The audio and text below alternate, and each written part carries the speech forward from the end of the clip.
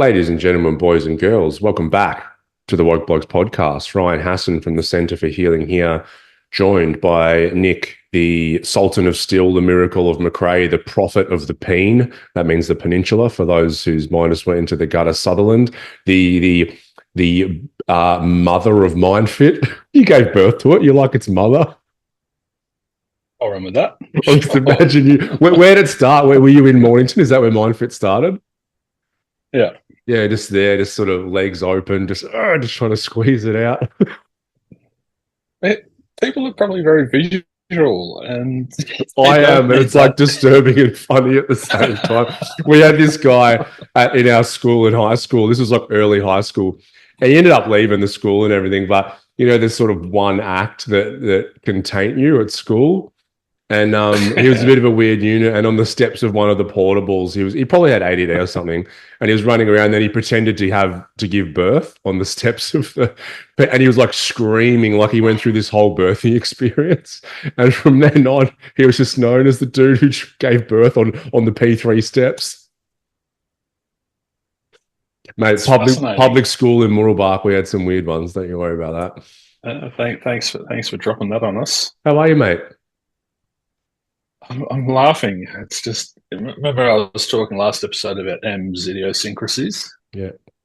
I'm in the spare room at the moment, / office, and AKA doghouse. I just looked over it, and the doona is on sideways. The buttons are over here. You know how usually the buttons are at the end of they're over here. Yeah, they're just here on this side. I don't know. Maybe you haven't experienced the old side button action. There might be a whole brave new world. I have. I've experienced it many times. But you know, for us tall men, oftentimes if she's not a square blanket, we're in trouble because our feet will be popping out the end. But for the shorter female, it's not normally a worry for them. No, it's not. And I'm just looking at the beautiful bit of artwork we have on the wall. I might do that around. For those just tuning in, we've got a beautiful painting of a kookaburra there. Have you ever painted before, like properly given it a red hot crack? Hang on. So that's a shout out to the artist. My soon-to-be sister-in-law, Amy. Oh, so shout out to you, James, Amy, who we had on the podcast. So yeah, she's amazing. So look her up, Amy Hinchcliffe Art. If anyone's looking for some art. Yeah, I asked you that, and I want to hear your experience because I'm just in awe. Melissa can do a little bit of painting, and I'm even in awe of that. I just don't. I think I'm creative in different ways, but drawing and artwork, all that, like I might as well be a 3-year-old just rubbing paint with my face on a bit of paper. Yeah, I'm the same as you. I highly admire people who can paint and draw, and my artistic skills lie in music, drumming. But it's I'm nowhere. Don't even put me anywhere near a paintbrush and a pen and paper. It's stick figures. I'm known for stick figures at Myndfit. It's just, stick figures again, and they're bad. So we were I remember my brother growing up. He could draw like cartoon stuff, okay, and it used to just rile me up so much because I'd get him to draw me something, and I'm like, oh, it's good. Then I'd be sitting there. Right. No, because I tried to recreate it, and you know when you're growing up, you want to. My brother was much older than me, but like we want to be as good or better than our brothers at stuff. And I just would draw stuff and then look at mine and look at his and just be like, this is an absolute disaster. Looks like someone's vomited on the page. I've never had that because I'm the oldest boy, so I've never had this insecurity about trying to be better than my brothers because I am. So yeah, I've got it. I've always had it. I've never felt that deficiency. So. Well, I don't recommend it. You know, it's not great. You might want to see someone about that. Need to talk to someone. Yeah. I came across a quote I really enjoyed, and I wonder if you've seen it. And it goes like this. We might need to do another quote episode. I've come across some real bangers. Some rippers. Bangers. Your playlist of quotes. Yeah. Hard times make... hang on, I gotta Google it. That was my version of it, and that was incorrect. Yeah, I think I know the one. I know the one you're talking about. It's I gotta get it right though. Yeah, hard times make hard men. Yep, go on. No, hard times create strong men. Strong men create good times. Good times create weak men. Weak men create hard times. Thus, the cycle continues. Thus, the cycle does continue. Yeah, I mean, that's.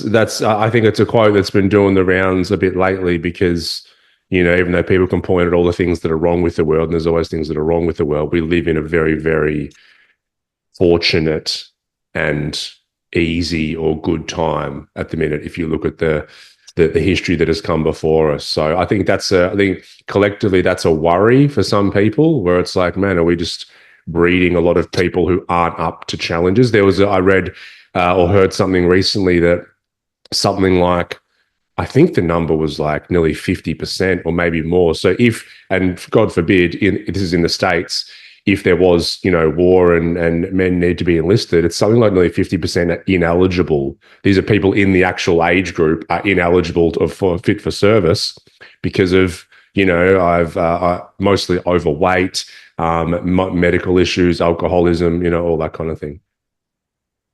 Wow. So the history will repeat itself. What's your thought on that? On that quote, that quote and the cycle of it, what I just said, your ex-army. It's just life, man. I think it's, for me, my mind just goes to comfort zones. We get in our comfort zones where we're hell bent on convenience and making life easier for ourselves and more comfortable. And I think that's deeply problematic. So I think, I was just watching Yellowstone last night, the TV show about cowboys, and it's a hard life, but it's so rewarding. You get out what you put in, I think. So it's you got to figure where you are in that cycle. And look at what comes next. And if you don't like it, then you got to move, I think. Yeah, I think so. I think we've only, as humans, it's only very recently in our history that we've even been able to contemplate our own existence. Like, it's the last few thousand years that people have actually contemplated, why are we here? What's our place in the universe? What's beyond? Before that, I think we just had to survive. We didn't have the luxury to sit and contemplate a lot of these things, because, like, how am I actually going to get through today and tomorrow in terms of food and famine and, beasts after me and all that kind of thing. So, I think people argue all the time about what's right for individually and for us as humans, but I think, we're fortunate even to be able to talk about it, really. Totally. And I think we've spoken about it before. We need stress. It's healthy to have stress. And that sort of links into the topic of today. It's, the comfort zone where we're so safe these days. We've spoken before about the lack of physical threats. So everyone's psychological safety has been compromised. And I think a lot of the people who wouldn't be fit for the army, experiencing a lot of mental health issues because they're perceiving all of these threats. And it's been really interesting. We've been inundated at work lately. I had like nearly 20 discovery sessions, and Wow. it's been crazy.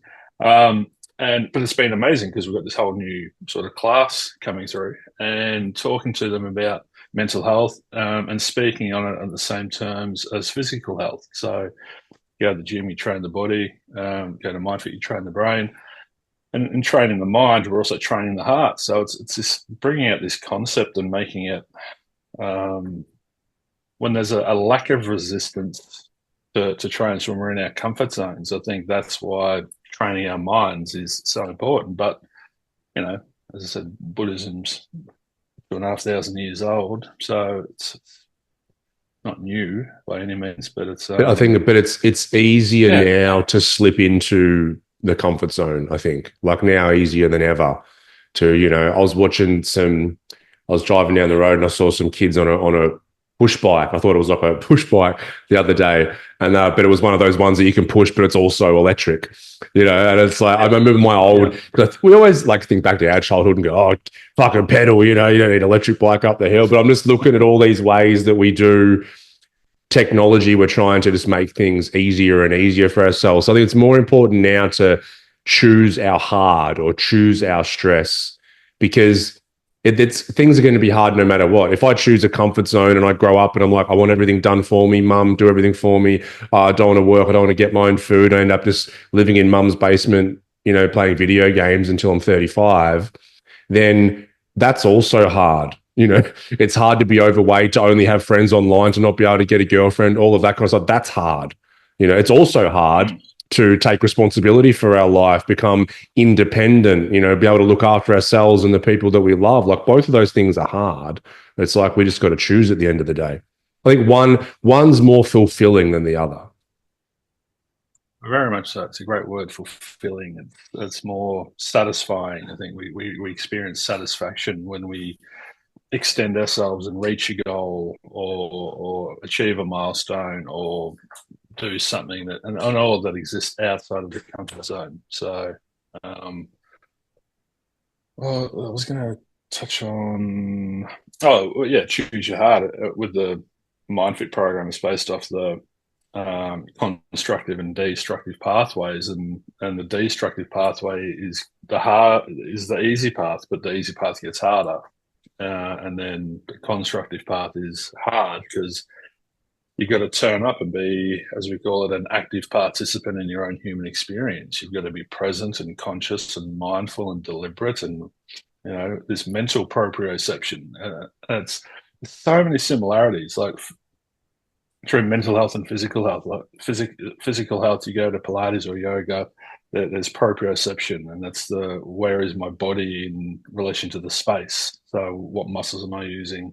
Where are my arms going? And that mental proprioception of where am I in relation to time and space? I mean, the bouncing between the past and the future, or am I, which is actually your imagination and memory, or am I here in this moment and listening to what I'm saying as I'm saying it, and listening to what Ryan's saying as he's saying it, and it's all happening right here. But when the natural tendency of the mind is to wander, so that's why we need to train it. And it's hard to deal with a mind that wanders off into the past and future all the time, because there's a lot of suffering that comes from that. Yeah, absolutely. Yeah, so true. Also, I've just sort of, and I recommend this to people, is I gave up a little while ago on the idea that I'm not going to have any problems or any challenges or that kind of thing.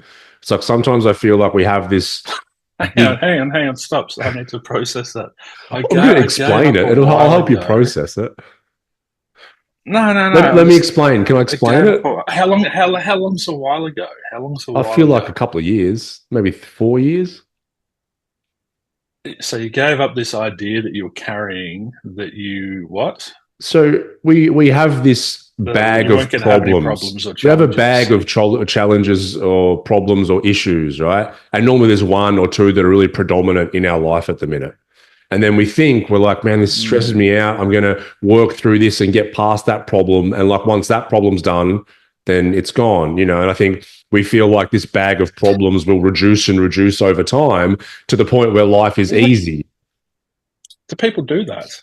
Listeners, just give me a hell yeah if you're feeling what I'm talking about here. Yeah, most people I talk to do. This is such a foreign concept. Is it really? Personally. Okay. Yes. So, and then, well, this is great that we're talking about it. Go on. Yeah. Well, I mean, life is problems. Living is problem solving. That's a mantra I've had. Can't remember how long. So everyone's got problems. Rich people have rich people problems. Poor people have poor people problems. Parents have parenting problems. Single people have single people problems. Everyone's, and we also have as many problems as we think we have. So a lot of people go around collecting problems. They're very skilled at, oh, come look at all my problems, and look how many problems I've got today. And it's all about the frame that you're looking at it through, or the lens that you're looking at it through. So is it a problem? Because if you keep running that narrative, I've got heaps of problems, oh, everything's a problem, then you're not going to feel very good. So if you just surrender, which sounds like you have, and accept that there's going to be adversity or obstacles or challenges or resistance or puzzles to be solved or whatever. It's a bit more fun. It's a bit more light, and it gets a hell of a lot easier. Yeah, resistance is probably the good word. It's like I think the hope that whatever resistance we're facing at the minute is going to be gone, and we're going to have this period of just no resistance in our life.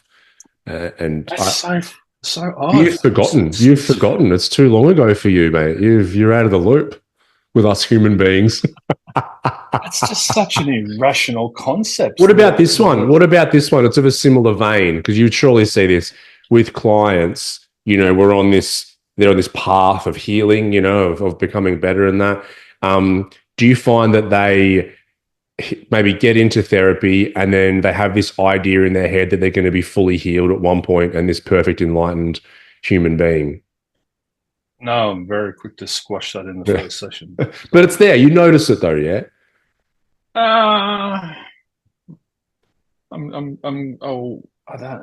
Is it the people? No, I don't actually. I don't know if it's the clients I attract or whatever, but I think most people that come to Myndfit turn up knowing that they're struggling on some level and knowing there's another way to meet the struggles. There's still going to be struggles, but less of them. So they start a trajectory of less struggles. And so you don't find that they project that out and think that things are just going to keep getting less and less struggle to the point where there's none. No, I don't think so. No, well, that's great. The interesting thing is that nothing changes. So this is I love when clients land on this, and it's, you know, I remember my own personal experience with it after my metanoia, and you know, I've spoken about this before when I was at my house. And I just started laughing because nothing had changed. The house was the same. My past was the same. Everything, you know, it was. So nothing external. Yeah. Yeah. Externally, it was all the same. And so, what determines if something is a problem? Your attitude towards it. The only thing creating resistance is our aversion to things existing. That's what's creating resistance. It's I'm not willing to accept that this is in my reality. And so when you get rid of that and just allow everything to exist, you just pass through it so much easier. Yeah. You're making me think back to my metanoia. Let's talk about our metanoias. But for clients, what you're thinking for clients, that they get to this realization where they're like, they've still got the same job, they've still got the same husband or wife, they've still got the same boss and kids and school and bills and food to put on. They've still got all the same responsibilities and everything, but their relationship to all of that has changed significantly. And that's the only thing that can change. Their attitude towards it, their tolerance levels, their acceptance of it. That's the only thing that's changed. So it's so interesting because I don't go externally and fix anything or make anything different externally. When you help them to change internally, and they come and go, "Oh, life's great." I'm like, so explain to me how is life great if it's all the fucking same? And they're like, "Oh yeah, yeah. Oh, maybe I've changed. Oh, okay." I remember I had this client years ago that was a guy. He was the guy, wasn't it? Yeah, and he went in just complaining about his wife, just flat out. That was like his biggest issue, you know, just crapping on her. She's doing this, doing that, and blah, blah, blah. And then, yeah, we did a couple of weeks of work, and he came in and he goes, and he still hadn't quite tweaked that. This is exactly the same thing you're talking about. And I remember, I'm like, how are things, man? He goes, things are great. Like, my wife, she's changed so much. I go, what? And I kept quizzing, like, what exactly has she changed and what she stopped doing? And when we dug into it, he realized that she was behaving exactly the same as she was 3 weeks prior, but his interpretation of her and his internal filters that he was looking at her through have completely changed. So that's another quote for our little quotes episode. It's,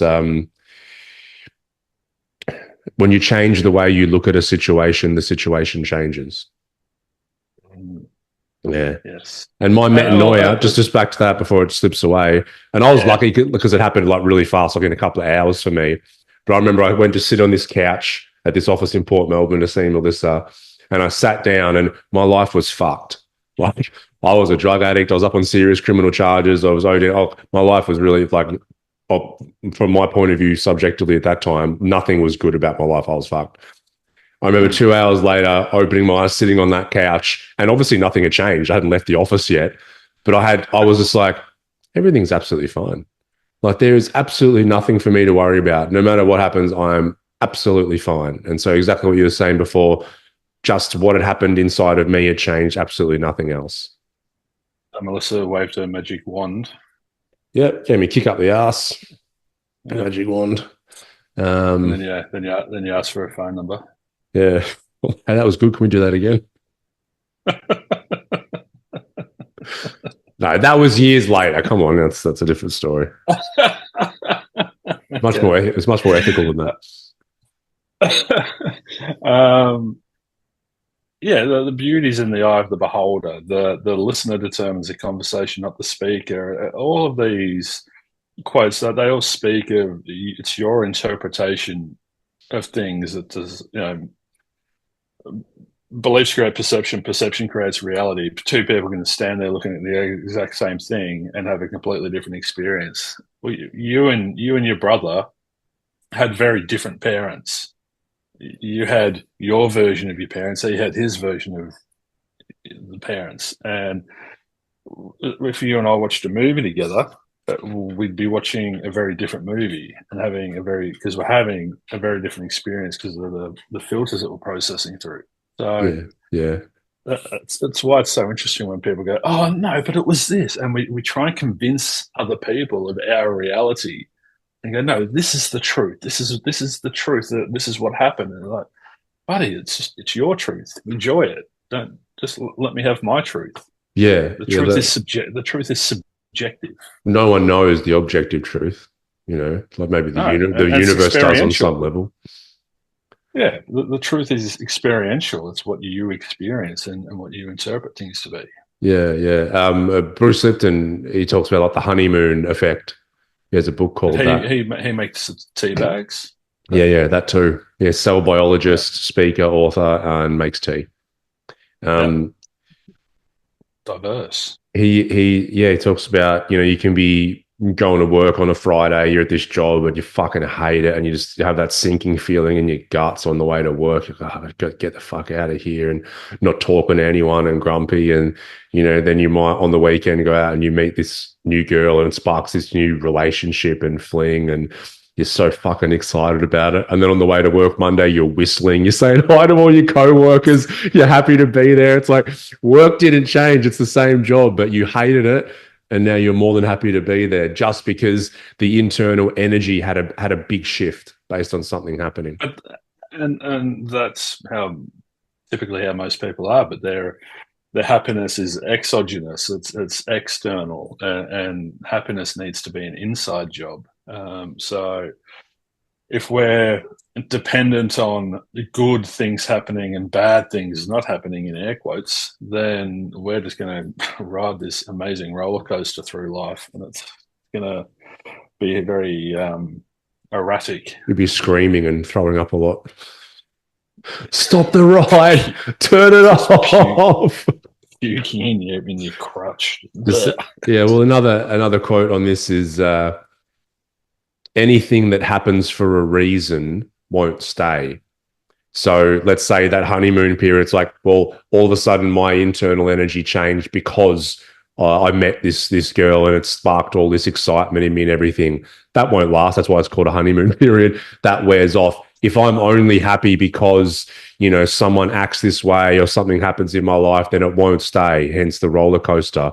So it's like the path of, what do they call it? Unconditional happiness, or not happiness, but it's even unconditional contentedness or just being okay that, things happen. The definition of happiness is to be content, and we can be content with when what we determine bad things to be are happening. So we can be content that we're feeling anxious. We can be content that we're laying in hospital with physical health injuries or whatever. That the doona buttons are on the side.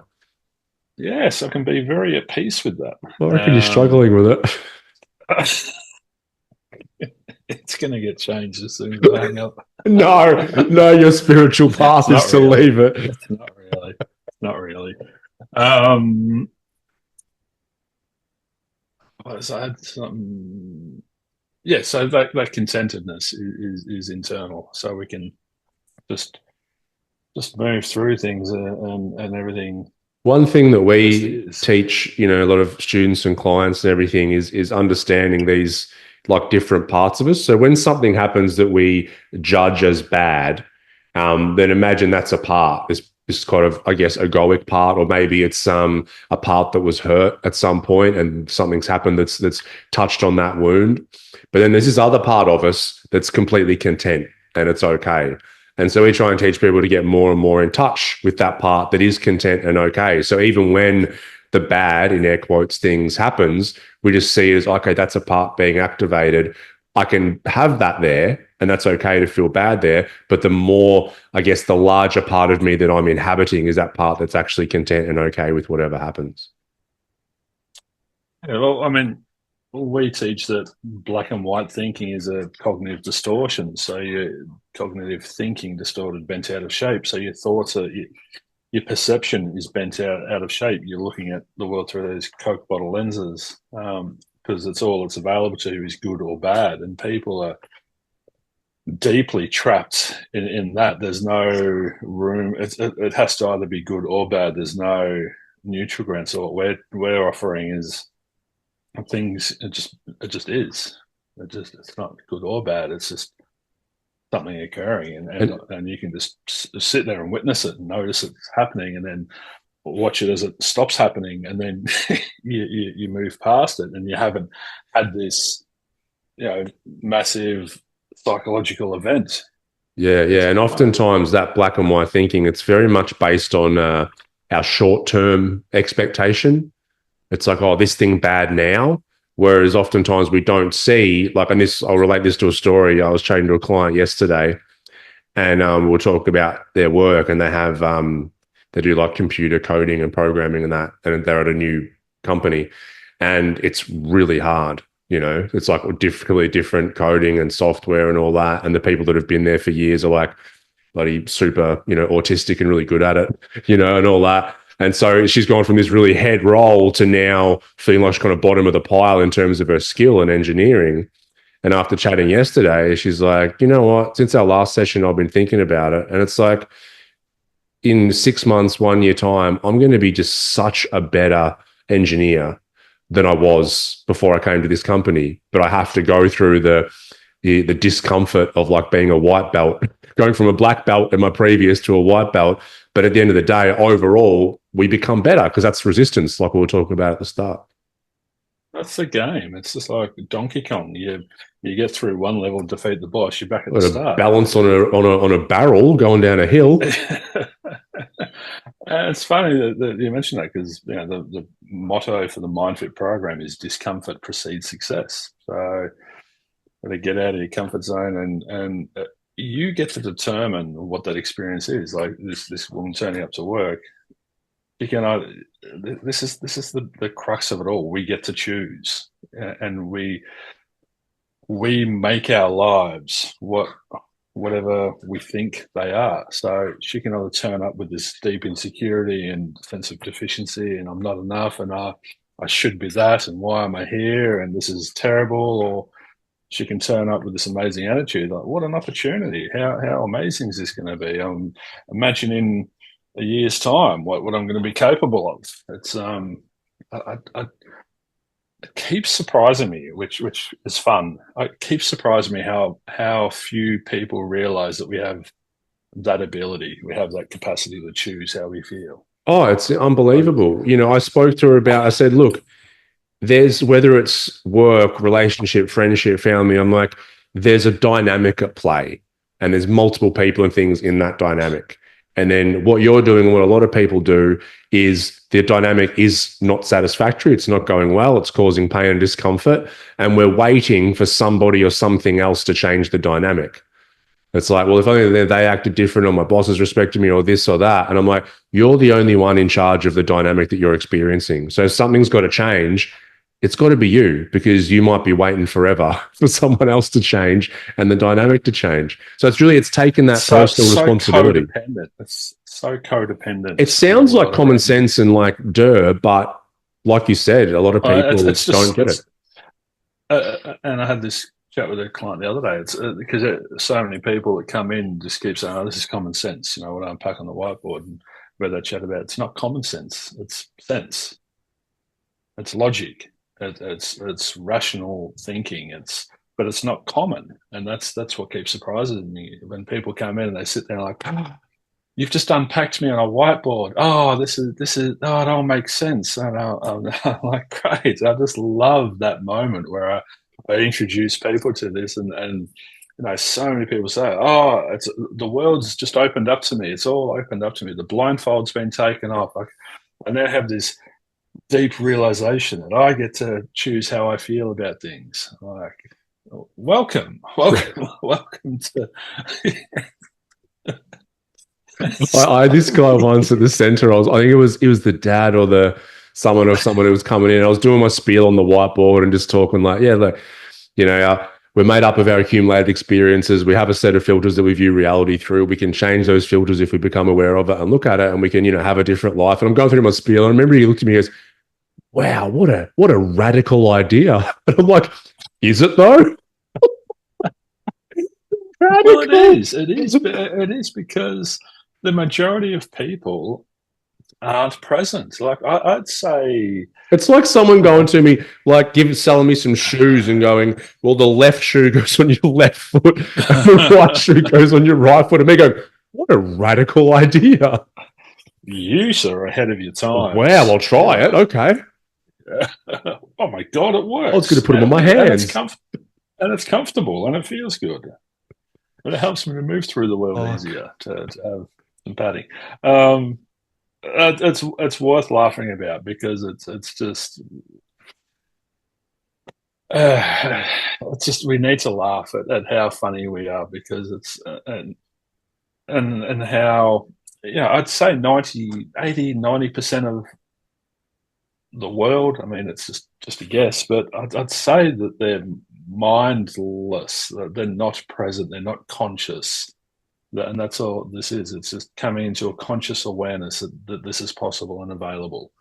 And if you don't have that awareness, then you're in no position to start turning up and to start making these slight corrections or adjustments to. I don't know how the fuck people get through life. Honestly, they breathe terribly, like they're very chesty breathers. We start doing diaphragmatic breathing in a session, and they're just like, how does your belly moving?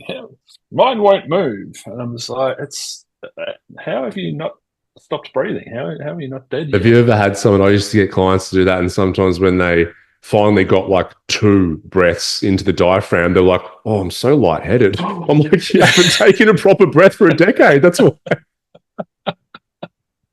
And we're laughing because we've been there. Like, exactly.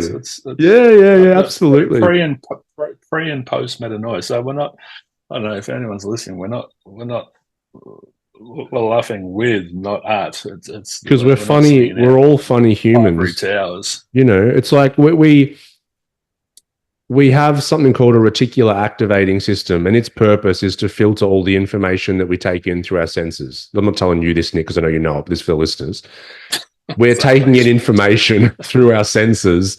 That's the way that we, take in information from the world. And there's millions of bits of information coming in every second, and the brain can only look at some of it, a very small portion. And the way that the reticular activating system chooses what to pay attention to is what it deems to be important, which is normally based on our fears and desires, based on the experiences we've had as a human being. So that comes back to all the problems. Yes. And so the issue with it is if I have this belief that, everyone's out to just piss me off, right? And then that's what my reticular activating system deems as important. Then I go out for my day. And the thing is, there's so much information coming in. I'm definitely going to be able to find people that I think are trying to piss me off, if that's what I'm looking for. There's also that negative an bias. equal amount of people trying to support and love for me and be kind to me, but I only pick up that. And the issue is that reinforces the belief. Oh, see, there's evidence that people are always trying to piss me off. And then I go through life frustrated and full of anger and rage. And we're just stuck in this cycle because we can't step out of that to look at something different. That's another cognitive distortion, which is disqualifying the positives. And we just get hyper focused on all the bad things because we're using a black and white filter. So there's only good and bad. And then we disqualify the good. And so it's just all that's in our face is all the bad stuff. And it's just deeply sad to think of how many people are going through life like that. Like there is so much suffering in the world. I'd say the world is primarily in a state of anxiety. The collective consciousness of humanity would be in a state of anxiety and just living in fear of being judged or someone saying a bad word or this happening. Like it's all just excessive worrying about a future that doesn't exist and things happening, and that it's worst case scenario and it's doom and gloom and it's horrendous. If you can, I say to clients all the time, if you're going to use your imagination, use it to create nice things, not suffering. If you're going to imagine how wonderful the future will be, how abundant it will be, how much fulfilling it will be. Like you've got an imagination, train it to I don't know, just be nice. Yeah. Yeah. When I've been in those states where those negative loops are sort of and the reticular activating system are going on, it feels like it's like you're walking around with a dark cloud around your head, and you can't see anything but what's in that cloud. Heavy. It's heavy, yeah. It's heavy. Why is it heavy? I've had so many clients after a session, they come in all distorted. We put things back into context and they let go and they free themselves and whatever. And so many at the end of I imagine you've heard them say, "Oh, I feel so much lighter." Yeah. What's happening there? Why yeah, look, they're not carrying? No. It's. I think it's very energetic. I think it's energy that's like stuck or kind of looping around on itself, kind of just sort of, I don't know, freeing up or just purging or letting go. Because it's always the way. No one goes, "Oh, this is great. I feel much heavier now." It's always lighter. I was all light before. It was all fucked up, and now I'm just dense and heavy. So it's that cloud and that heavy cloud. You know what, as well? I think it's like, I was doing this with a client the other day as well. We were working with control, and she's like, "Oh my God, I didn't realize, not physically, but how much in like their body they were like gripping." Like I was like, if you're holding the steering wheel, what's that like? And they're like, "I'm fucking white knuckling this thing." So I think for a lot of people, we're doing that, and we have like, tight traps and shoulders and jaw, and we have all these areas that are all tight. And I think sometimes when we let go of a particular thinking pattern and the associated emotions and everything, then we just sort of like we loosen our grip a little bit, which I think I say clients visibly soften. They visibly soften the shoulders, just sort of relax, and their face literally changes because all the tension drains out of it. And it'd be so interesting just to put on a pair of sunnies and to be able to see the energy and what's happening energetically. I might try and get one of them for Christmas. Some of those Ray-Ban Meta ones. Yeah. To start recording people. That's weird. That's getting weird, isn't it? That stuff. I don't know. I'm not too focused on it. And that's another thing. We get to choose what we focus on. Like, AI and this and that's all terrible.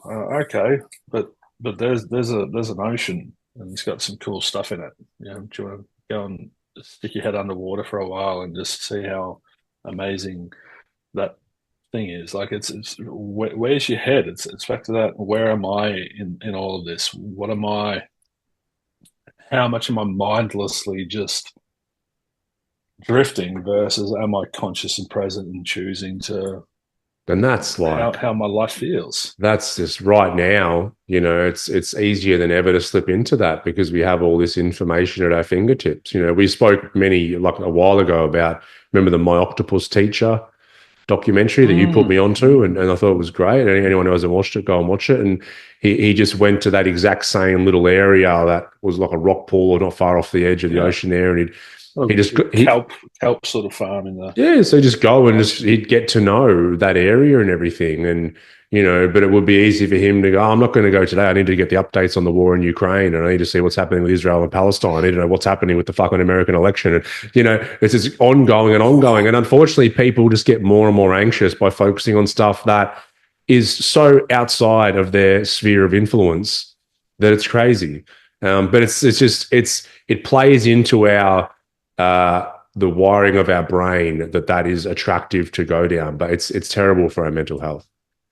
I think the ego loves drama, and it's easy drama. It's war and horror and terror. It's very stimulating. It's very that's the stuff. Yeah, that's the juice I'm after. It's more Ukraine, Donald Trump. There's that dopamine and adrenaline that I want. Sticking your head in the ocean and just doing that every day for a year. It's not very stimulating. I'm not getting much out of this. Well, you're not getting what you used to getting and what you've trained yourself to like getting. But if you stick with a little bit longer, what's this feeling? That's serotonin. It's really peaceful. It's delayed gratification. It's just observing and noticing, and sitting in that space between stimulus and response is just the best place on earth to be. I always imagine it's like my funeral or something, and they're like, oh, how would Ryan be remembered? And it's like, well, he was really good at keeping up with current world events throughout his life. It's like, do I want my? He was really good at getting agitated over. He was a wonderful Twitter commenter on world current events. He was a prolific Reddit contributor. Yeah, it's like, do I want people to say that, or do I want to go? He was just a great dad and a kind human being who was good to other people. It's like, I think a lot of the shit now like doesn't matter. I catch up sometimes and my dad will go, have you heard what's going on in this part of the world? I'm like, Dad, I don't care. Like, it just doesn't matter to me. Hang on, I've got a couple of things happening in my brain at once here. Oh, look out. I'm going to go this way. I'm going to go this way. So I've come into contact with people that are very much that, and I've said to them literally, all right, go and do something about it then. Go and become a politician or sign up to become a soldier and go to the wars. Don't sit here having an opinion on it. Go and actually get involved and do something. Oh no! What's that? Oh no! Me! I've pulled a hammy. Oh no! I can't. I've just I can't find my car keys. Yeah, and they're just I don't know. I struggle with those people because complaining wires your brain. It actually causes brain damage to complain. So this person has been given this gift of life, and that's not a judgment of them. I'm not, because they don't know any better or any different. So I'm not criticizing them, but it's you get given this gift of life, and all you do is cause harm to yourself along the way, and it's just. I just want to grab him and give him a hug. And well, it's an unfortunate pattern, isn't it? It's an unfortunate pattern. You find that when as people go down the path of complaining and gossip and that kind of thing, it is a little bit attractive because you get that cortisol and adrenaline and all that, and then it just becomes this pattern where every situation gets filtered through. How can I complain about this? There's got to be something wrong with this. How do I complain about it? Yeah. Oh, that's the ego. It's just I have an aversion to this and a desire for that. I think what's coming up in my head is it all comes back to balance. We don't want to be completely ignorant of what's happening in the world. I think it's important to stay informed, but it's our relationship with the information. It's all just information. So our relationship with that information is really important. And is there some space between me and that information so I can actually breathe and regulate and just create happiness within myself, and I can experience compassion to those people, and I can hope that dogs take over leading the world, because that'd be a much better place. Oh, you reckon? Wouldn't it? Yes, it'd be amazing. Do you reckon you get the most egotistical dogs trying to be the dog prime minister? I don't think dogs don't have egos. But I wonder if that system, makes that the next stage of their evolution. One's wearing a suit. They have personalities. I don't think they have egos. That's why they're so pure, aren't you guys? So yeah, the balance. What's his name? Tim Minchin. Yes, he's a comedian. Music player. I love Tim Minchin. I reckon he's great. Yeah. Did you see him interviewed on a podcast? There was a clip, and he was talking to the lady. You saw that one? Yep. I thought of it as you were talking about this topic, but I can't remember his exact words, but I remember the vibe of it. Yeah. He was essentially saying, we're getting too much information. And she said, yeah, and I'll lay a bit at night and watch, and think about the babies dying in Gaza and everything. And he's like, why? He really put it to her. He's like, why? Why are you doing that? We need less information. We're just in an information overload, and it's just that's too much. And a similar thing to what you said. I think he said, unless you're an active participant in that particular topic, then go and do what you think you can to make change. If not, you're literally just hurting yourself. People whose focus is on something that is so distant from them, and they've got this very unhealthy relationship with it, and they complain about it or commenting on it or think it shouldn't happen, that's where their awareness is. Energy flows where attention goes. That's where they are. And when you're over there, what are you neglecting? Yeah, it could be yourself, your intimate relationships, what you're eating, everything that's here, everything that's close to you. When your awareness is so far removed from what's around you, you're neglecting yourself first and foremost. And then when you're not okay, when you're not regulating, and when you're all distorted, you become literally dysfunctional to some degree. And so when you're not functioning, you can't expect your relationships to function. You can't expect your bank balance to function. You can't expect anything, interpersonal relationships to function well, because you're not there. You're over there. And it's just, the math doesn't add up. Yeah. I see, I used to more when Tommy was younger, and I'd take him to parks, and I'd see a mum pushing the kid on the swing, but just scrolling TikTok, and it's probably getting outraged at a war or something like that. And meanwhile, the kid's like, "Hey, mum," and just not even noticing. And I'm like, please, tend to your own garden before looking at anything else or complaining about something. Oh, by the way, shout out to Tommy Brave Hassan, birthday today, 6 years old. Oh yeah, Tommy. I can't wait for his party. When is it? This is maybe the third one of his birthdays that you're just nah, I'm not coming. Fuck him. Well, you really found a way to turn that into self-harm, didn't you? And that's what it is. I mean, I know you're joking, but it's interesting because a lot of people do that, and that is self-harm. That is harmful to the self. I'll make it up to him. He's going to have the wildest 18th birthday party. Uncle Nick's going to take him to Vegas. How old are we going to be then? Bloody hell. I don't know. Let's not calculate that. I've got a Bucks party this Saturday. Oh God! I haven't been to one in a decade. What do you do at Bucks parties these days? Well, I'm a little bit miffed. We're meant to be. The idea was playing golf in the morning, but now it's just going to be golf because a lot of the guys apparently don't like golfing and they just want to drink. So I'm just that's rubbish. But we're going on a cruise in a couple of our crews from South Bank with who knows what kind of shenanigans on the cruise, and then they'll be going out in the city after, and I'll be just backing out through the bushes and getting an Uber home at that point. I don't know. I reckon. What do you reckon? So the next day is Tommy's party. So imagine that. I just bowl it at like 8 a.m.